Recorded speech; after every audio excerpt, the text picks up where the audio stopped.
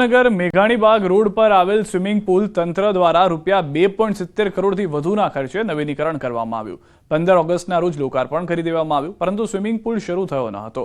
આ અંગે અનેકવાર રજૂઆત બાદ લોકાર્પણના 8 માસ બાદ સ્વિમિંગ પુલ લોક ઉપયોગ માટે ખુલ્લો મૂકવામાં આવ્યો। આ વખતે જે આ સ્વિમિંગ પુલ ચાલુ કર્યો એક ખૂબ આનંદની વાત છે। બહુ સારું કાર્ય કર્યું છે। અમે વર્ષોથી આવતા હતા નાહવા, પણ હમણાં કંઈક રિનોવેશન માટે વચ્ચે થોડો ટાઈમ બંધ હતું। છેલ્લા 3-3.5 વર્ષથી સ્વિમિંગ પુલ એના રિપેરિંગ માટે અને નવીનકરણ માટે બંધ હતો,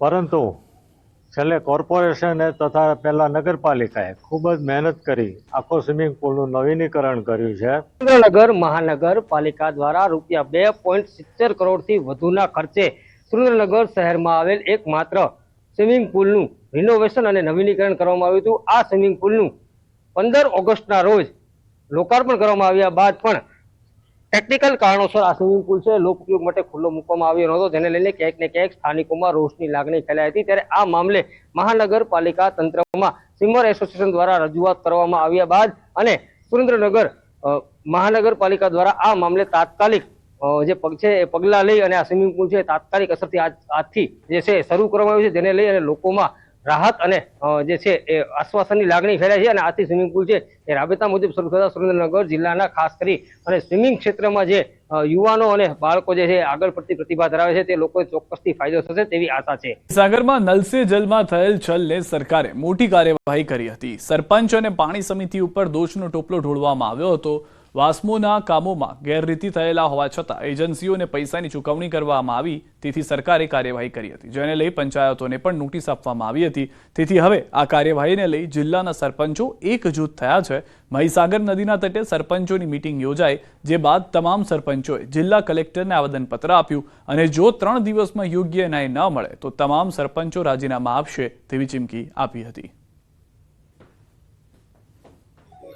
રાજકીય રીતના પ્રેરિત હોય અને મહીસાગર જિલ્લાને ટાર્ગેટ બનાવવામાં આવતો હોય અને અહીંના જે મહીસાગર જિલ્લાના જે સરપંચો છે એમને ધ્યાનમાં રાખી અને એમની પાણી સમિતિઓ અને મહીસાગર જિલ્લાના સરપંચશ્રીઓ પર એક આક્ષેપિત પ્રક્રિયા અધિકારીઓ દ્વારા કરવામાં આવતી હોય અને આ સદર કામગીરી પૂર્વગ્રહ આધારિત હોય એવું જણાઈ આવેલ છે।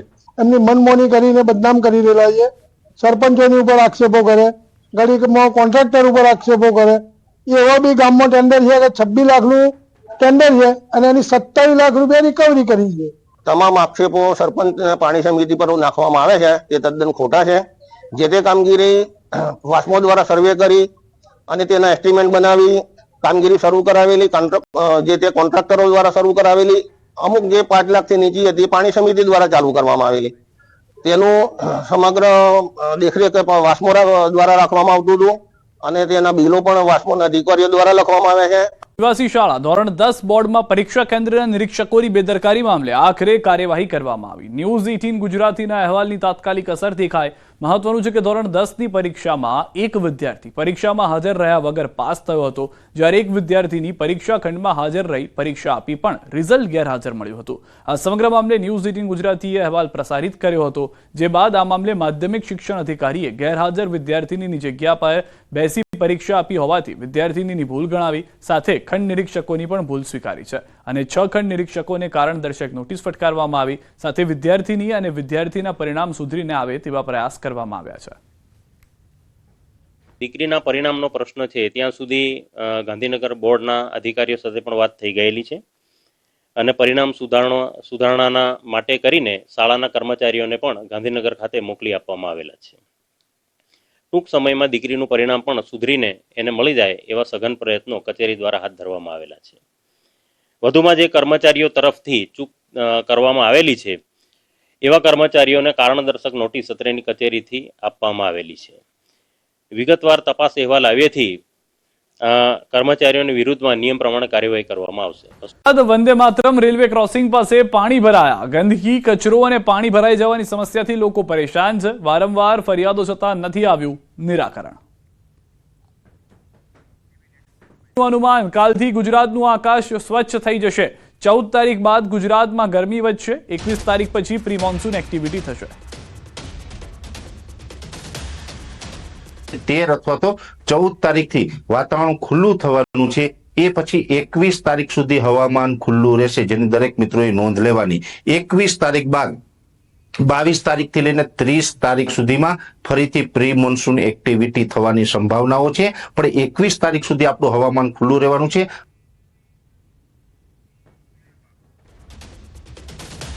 હાલમાં જે જાણકારી મળી રહી છે, ભાવનગર ધોલેરા હાઈવે પર આ તરફ દેશમાં ચોમાસા માટે સાનુકૂળ પરિસ્થિતિ જોવા મળી રહી છે. હવામાન વિભાગની મોટી આગાહી છે.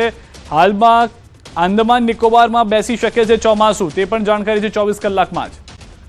અનુમાન કાલથી ગુજરાતનું આકાશ સ્વચ્છ થઈ જશે. 14 તારીખ બાદ ગુજરાતમાં ગરમી વધશે. 21 તારીખ પછી પ્રી મોન્સૂન એક્ટિવિટી થશે. 13 અથવા તો 14 તારીખથી વાતાવરણ ખુલ્લું થવાનું છે. એ પછી 21 તારીખ સુધી હવામાન ખુલ્લું રહેશે, જેની દરેક મિત્રોએ નોંધ લેવાની. 21 તારીખ બાદ 22 તારીખથી લઈને 30 તારીખ સુધીમાં ફરીથી પ્રી મોન્સૂન એક્ટિવિટી થવાની સંભાવનાઓ છે, પણ 21 તારીખ સુધી આપણું હવામાન ખુલ્લું રહેવાનું છે.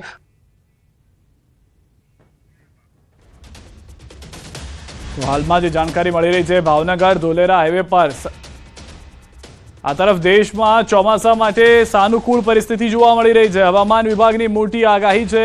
હાલમાં આંદામાન નિકોબારમાં બેસી શકે છે ચોમાસું, તે પણ જાણકારી છે 24 કલાકમાં જ. જે અમરેલીની આ પરિસ્થિતિ છે, આપ જુઓ તો ચોમાસું જાણે બેસી ગયું હોય તે પ્રમાણેના દ્રશ્યો છે. તો જૂનાગઢ કેશોદના અજાબમાં પણ ધોધમાર વરસાદ. ભારે વરસાદના પગલે રસ્તા ઉપર પાણી ફરી વળ્યા છે. કમોસમી વરસાદથી જગતનો તાત મુશ્કેલીમાં છે. ખેડૂતોના ઉભા પાકને ભારે નુકસાન છે. હજુ પણ ભારે વરસાદની આગાહી છે. કેશોદના ગ્રામ્ય પંથકમાં વરસાદી માહોલ જે છે તે અત્યારથી જ જોવા મળી રહ્યો છે. બીજી તરફ ગીર સોમનાથના દ્રશ્યો. એક દિવસના વિરામ બાદ ફરી વરસાદ. ગીર ગઢડાના ગ્રામ્ય વિસ્તારોમાં વરસાદને કારણે ખેડૂતોની ચિંતા વધી ગઈ છે. કઠોળ, તલ, કેસર કેરી સહિતના પાકને નુકસાન થયું છે. દ્રશ્યો જે આપ જોઈ રહ્યા છો ગીર સોમનાથના, એની સ્પષ્ટ થઈ રહ્યું છે કે શું પરિસ્થિતિ થઈ હશે. જે રીતે જૂનાગઢ અને અમરેલીમાં દ્રશ્યો જોવા મળ્યા છે, તે પ્રમાણેની પરિસ્થિતિ ગીર સોમનાથમાં પણ જોવા મળી રહી છે. અનેક જગ્યાએ ભારે પવન જોવા મળી રહ્યો છે. ભારે પવનને કારણે પણ વૃક્ષો એક તરફ નમી રહ્યા છે, બીજી તરફ જે કમોસમી માવઠું આવ્યું છે કે જે ચોમાસાનો અહેસાસ કરાવતો હોય તેની તીવ્રતા સાથે જોવા મળી રહ્યું છે, જેના કારણે પાકને પણ નુકસાન થયું છે. આ 4 અલગ અલગ દ્રશ્યો સાવરકુંડલાના, ધારીના, કેશોદના અને ગીર સોમનાથના. ધારી અને સાવરકુંડલાની અંદર તો જાણે વાવાઝોડું ત્રાટક્યું હોય તે પ્રમાણે ભારે પવન સાથે વરસાદ જોવા મળી રહ્યો છે. કેશોદમાં પણ, જૂનાગઢની અંદર પણ સારો એવો વરસાદ થયો છે, જાણે ચોમાસું બેઠું હોય. ને ગીર સોમનાથમાં અમરેલી વાળી જોવા મળી રહી છે કે જ્યાં પણ ભારે પવન છે. નારિયેળીનું ઝાડ જાણે વૃક્ષ નીચે અડી જતું હોય જમીનને, તે પ્રમાણેની પરિસ્થિતિ છે. મહત્વના સમાચાર. અમરેલીથી સાવરકુંડલા શહેર તેમજ આસપાસના વિસ્તારોમાં બપોર બાદ ભારે પવન સાથે મુશળધાર વરસાદ. સાવરકુંડલાના ધજડીપરા વિસ્તારમાં ભારે વરસાદને કારણે નાવલી નદી પરનો ચેકડેમ થયો ઓવરફ્લો થતા ચેકડેમ અને નાવલી નદીના ચોમાસા જેવા દ્રશ્યો પણ જોવા મળી રહ્યા છે. સાવરકુંડલા શહેરની નાવલી નદીમાં આવ્યું હતું પૂર. છેલ્લા થોડા દિવસથી પડી રહેલા કમોસમી વરસાદને કારણે નાવલી નદી ઉપરના ચેકડેમો ભરાયા અને હવે છલકાયા. કમોસમી વરસાદથી ખેડૂતોની માઠી બેઠી છે. ઉનાળુ ખેતી પાક નિષ્ફળતાને આરે હોવાની વાત ખુદ જે ખેડૂતો છે તે કહી રહ્યા છે. જગતના તાતનું કહેવું છે. તો નાવલી નદીમાં પૂરના દ્રશ્યો. બીજી તરફ સાવરકુંડલા શહેર તેમજ આસપાસના વિસ્તારોમાં મુશળધાર કમોસમી વરસાદ. ભારે પવન સાથે કમોસમી વરસાદ ખાબક્યો છે. સાવરકુંડલા શહેરમાં ધોધમાર વરસાદ તૂટી પડતા શહેરમાં પાણી જ પાણી જોવા મળી રહ્યું છે. સાવરકુંડલા, કાના તળાવ, હાથસણી, ચરખડિયા સહિતના ગામોમાં ભારે વરસાદ થયો છે. ખેતરોમાં પાણી ભરાઈ ગયા છે. વીજળીના કડાકા ભડાકા સાથે તીવ્ર ગતિથી વરસાદ તૂટી પડ્યો છે. ખાંભા અને ધારી પંથકમાં પણ કમોસમી વરસાદ છે. સતત 7મા દિવસે કમોસમી વરસાદ ખાબક્યો છે. જાણે વાવાઝોડું ત્રાટક્યું હોય તે રીતે પવનની ગતિ જોવા મળી રહી છે અને પાણી જે છે તે રસ્તા ઉપર વહેતા થઈ ગયા. દ્રશ્યોમાં આપ જુઓ તો જે પવનની ગતિ છે, ભારે વરસાદ થઈ રહ્યો છે. વૃક્ષો નમી જાય તે પ્રમાણેની પરિસ્થિતિ છે. જે પાક ઉનાળુ તૈયાર હતો તેને નુકસાનીની પરિસ્થિતિ પણ જોવા મળી છે. આ તરફ અમરેલીના દ્રશ્યો પણ. અમરેલી જિલ્લામાં વરસાદી માહોલ યથાવત છે. જિલ્લાના ગ્રામ્ય વિસ્તારોમાં છેલ્લા 7 દિવસથી વરસી રહ્યો છે કમોસમી વરસાદ. ધારી ગીરના છતડિયા, જર મોરજર સહિતના વિસ્તારોમાં કમોસમી વરસાદ છે. સતત વરસાદ પડવાને કારણે બાગાયતી પાક, કેરી, તલ, બાજરી સહિતના પાકોને નુકસાન થયું છે.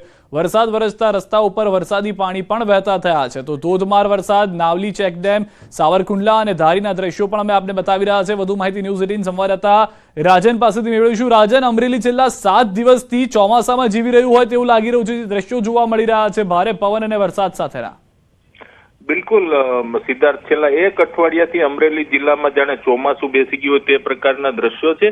અને ખાસ કરીને આજે જે રીતે વરસાદ પડ્યો છે સિદ્ધાર્થ, એ અલગ પ્રકારનો કહી શકાય, કારણ કે અત્યંત તીવ્ર ગતિથી વરસાદ અને સાથે પવન, એટલે એક રીતે વાવાઝોડું ત્રાટક્યું હોય તે પ્રકારે સાવરકુંડલા વિસ્તારમાં વરસાદ થયો છે. અને તેના પરિણામે જ નાવલી નદીમાં પૂર આવ્યું છે. આપ દ્રશ્યો પણ જોઈ શકો છો કે ચેકડેમો છલકાયા છે, એટલે સ્વાભાવિક રીતે જ આસપાસના ખૂબ મોટા વિસ્તારમાં વરસાદ પડ્યો છે. સાથે સાથે લાઠી અને ધારી પંથકમાં પણ વરસાદ પડ્યો છે. ધારી પંથકમાં વરસાદ પડે એટલે ખેડૂતો માટે ખૂબ મુશ્કેલી ગણી શકાય સિદ્ધાર્થ, કારણ કે કેસર કેરીનો આ ગઢ વિસ્તાર કહી શકાય. અત્યારે કેરીની સિઝન ચાલી રહી છે અને આટલા તીવ્ર સાથે વરસાદ પડે એટલે કેરીના પાકને વ્યાપકપણે નુકસાન થવાની સંભાવના છે. ઓવરઓલ જોવા જઈએ તો આજે સમગ્ર જિલ્લામાં વરસાદી માહોલ હજુ પણ યથાવત છે સિદ્ધાર્થ. આભાર સમગ્ર માહિતી બદલ. તો હજી